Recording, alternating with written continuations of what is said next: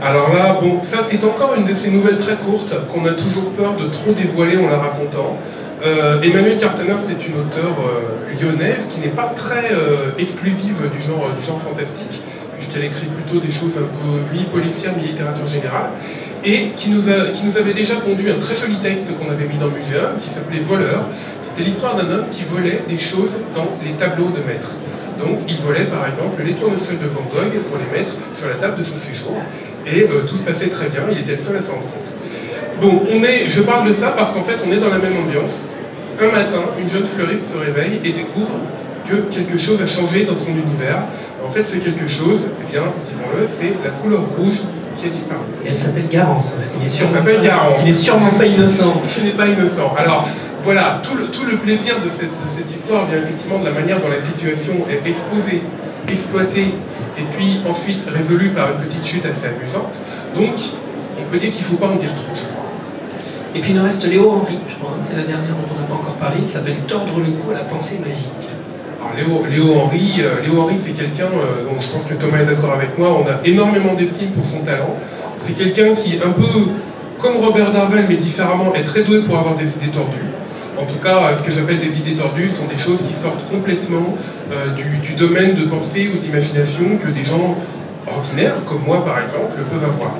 Donc, avec cette nouvelle, on avait beaucoup apprécié une nouvelle qu'il avait fait paraître dans Malpertuis 1, je crois, où il y avait une histoire de vampire qui était assez sympathique, mais qui demandait quelque chose de très spécial à un humain. Ici, il est question d'un homme qui possède un baladeur, MP3, et avec ce baladeur, il a le pouvoir de prédire l'avenir proche. C'est-à-dire qu'en se mettant en mode aléatoire, les chansons qui vont apparaître vont lui donner des indices sur les choses qui vont se passer. Donc évidemment, nous sommes à l'ère d'Internet. Pour y voir clair, pour essayer de comprendre les choses, il essaye par le biais de forums occultes de se mettre en relation avec des gens qui, pensent-ils, vont pouvoir lui expliquer ce qui se passe, et ce qui va lui permettre, au fil d'un certain nombre de chansons qui sont mentionnées au fil de l'histoire, d'affronter, de rencontrer des personnages, d'affronter des difficultés, de frôler peut-être la mort, et voilà, peut-être une résolution, mais c'est pas certain. Soit dit en passant, la collection vient de loin, puisque Léo Henry, quand j'avais fait ma toute première anthologie, comme Malpertuis n'existait pas encore, Rockstar chez Nesty Lennon, il m'avait envoyé une nouvelle, et du coup, quand je l'avais accepté d'enthousiasme, m'avait dit, c'est bien, c'est ma première publication professionnelle. Il avait 24 ans. Petit con. En tout cas, c'est une nouvelle qui montre aussi, qui est vraiment ancrée dans notre société d'aujourd'hui, hein, très pleine de technologie, mais également pleine de peur, presque irrationnelle. En même temps, ça revient à ce qu'on se dit, quoi. Cette technologie dont personne ne sait vraiment comment elle fonctionne et qui est de plus en plus inaccessible. Je veux dire, essayer de configurer quelque chose maintenant, faut être soit ingénieur ou quelque chose comme ça, et c'est un petit peu des merdins zizi en général, vous êtes laissé à vous-même. Ça devient une certaine forme de magie, parce qu'à force on se dit mais qu'est-ce qui fait marcher tous ces trucs? On ouvre un téléviseur, avant on appuyait sur un bouton, il y a 36 trucs qui se développent tous plus magiques les uns que les autres. Je dirais que tout comme la science-fiction est entrée est devenue en bon pan est obsolète, puisque même il y a 20-30 ans on n'imaginait pas que dans un petit machin de la taille d'une boîte d'allumettes on puisse avoir, moi j'ai quasiment toute ma discographie de plusieurs centaines et centaines d'albums, et j'ai tout ça à portée de la main. Personne ne l'avait prévenu, personne ne l'avait prévu, pardon. Les téléphones portables, internet, tout ça c'était du passé, et en même temps peut-être cette technologie de plus en plus inaccessible, en même temps on a l'impression qu'il y a toute une caisse qui la préserve, quoi. Je veux dire, c'est comme l'informatique, il y a quelque chose de masse et qu'on essaie encore artificiellement de traiter comme si c'était un truc pour initier, une forme de magie dont seul un conclave de magiciens qui eux ont le savoir, qu'ils gardent jalousement, peuvent se permettre, et qui est inaccessible au commun des mortels comme vous et moi. Est-ce que c'est pas devenu une certaine forme de magie, ou du moins traité comme telle, qui en effet fait peur parce qu'on n'arrive pas à la comprendre, on n'arrive pas à la toucher, et tout est verrouillé, tout est fait pour on n'y comprenne rien.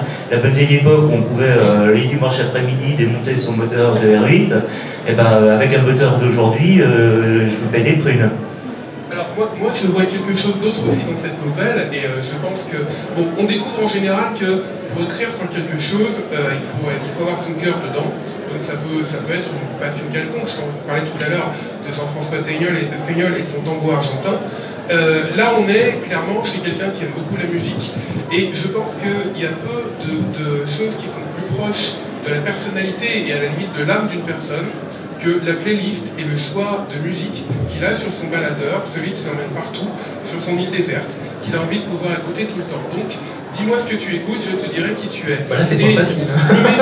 Le message finalement caché, peut-être pas volontaire et peut-être pas du tout voulu, mais que moi je lis en tout cas dans ce texte, c'est que ce qui est traditionnellement une mission ou une chose qu'on attend de la sorcellerie, qui est de lire l'avenir proche, finalement il suffit de savoir fouiller dans son propre cerveau, dans son propre univers de référence, et d'y voir un peu clair, même si là c'est un processus aléatoire, électronique, et chargé de le faire, mais il suffit voilà, d'aller faire un petit peu de ménage dans ce qu'on porte en soi, d'essayer d'y voir clair, et puis c'est avec ça qu'on est armé finalement pour évoluer dans ce qui va se passer. Et sans en dire trop sur la nouvelle, c'est aussi une technologie ultra moderne qui débouche sur une peur archaïque finalement. Il y a une ambiguïté aussi dans la nouvelle. Les peurs archaïques, c'est ce qui fait marcher toutes les bonnes histoires d'horreur, hein, et c'est pas Lovecraft qui me dira le contraire. Ben, merci beaucoup à tous en tout cas. Vous avez pu voir qu'il y a vraiment sur un même sujet des dizaines en l'occurrence de façons de les traiter, de les appréhender et puis de vous proposer des textes. Moi j'ai pris énormément de plaisir à lire cette anthologie et à la découvrir avec, je le redis, un très bon équilibre, je trouve, entre des nouvelles sérieuses, un peu plus sombres, un peu plus poétiques, et puis d'autres qui sont beaucoup plus délirantes et parfois très amusantes, parfois les deux aussi d'ailleurs. Hein. Ça peut être à la fois des sujets graves traités de manière assez souriante. Et je vous encourage peut-être à aller voir du côté du stand Malpertuis pour découvrir plus en détail les 24 nouvelles qui sont à l'intérieur de cette anthologie du Salon Zone Franche 2013. Merci beaucoup. Vous y êtes les bienvenus, puis vous pouvez aussi aller voir, je pouvais aussi vous montrer mon iPod, comme ça vous saurez tout de moi. Merci beaucoup.